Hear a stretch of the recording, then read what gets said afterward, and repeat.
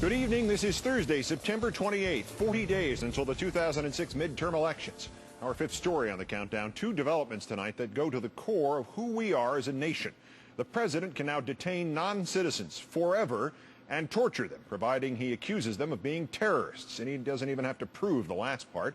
And the president can now evidently lie about how frequently Americans are attacked in Iraq and bring in Henry Kissinger to replay the second half of the Vietnam War. Iraq and Dr. K in a moment. First, the Senate echoed the House today, sending the president his detainee bill and sending Republican leaders their dose of red meat.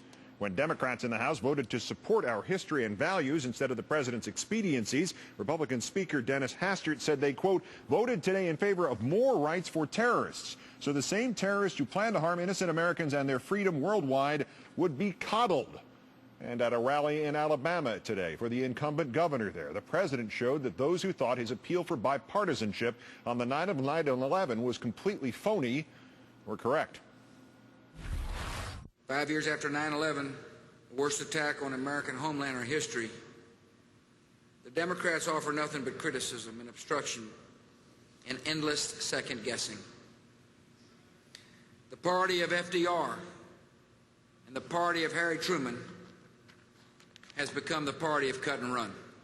Back in the Senate, Vermont's Patrick Leahy, a former prosecutor, argued that Democrats wanted to preserve habeas corpus, the right to challenge your detention in court to prevent innocent people from being treated like terrorists, a seemingly superfluous right unless the government accidentally or not so accidentally decides you are not the upstanding American you thought you were, but a terrorist. The bill before us would not merely suspend the great writ, the writ of habeas corpus. It just eliminates it permanently. We don't have to worry about nuances, how long it'd be suspended or anything else. It's gone, gone. For over 200 years of jurisprudence in this country, following an hour or so of debate here, we just get rid of it. My God. And then there is the second fundamental issue, lying to the people of the United States about how many of us are in danger and how often in a distant war.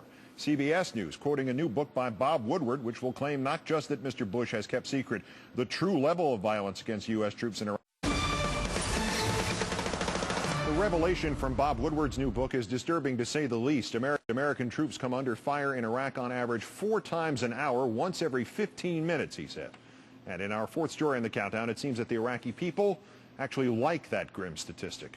According to a new poll of Iraqis conducted by worldpublicopinion.org, nearly 2/3 of them, 61%, approving of attacks on U.S. troops, 39% disapproving. 21% see the U.S. as a stabilizing force in Iraq, 78% thinking U.S. troops cause more conflict than they prevent.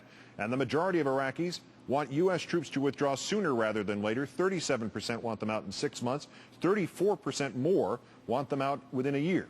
U.S. soldiers are not the only Americans in the insurgents' crosshairs. Civilians working for Halliburton driving supply trucks across that country are also coming under attack.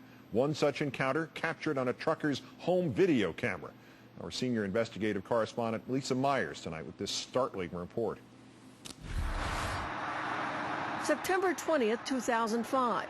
What begins as a routine convoy led by a U.S. military escort takes a wrong turn into an area controlled by insurgents. Preston Wheeler, a truck driver employed by Halliburton in Iraq, brought along his video camera that day. Here we go again. First, the convoy gets hit by rocks. Minutes later, gunfire erupts and bombs explode.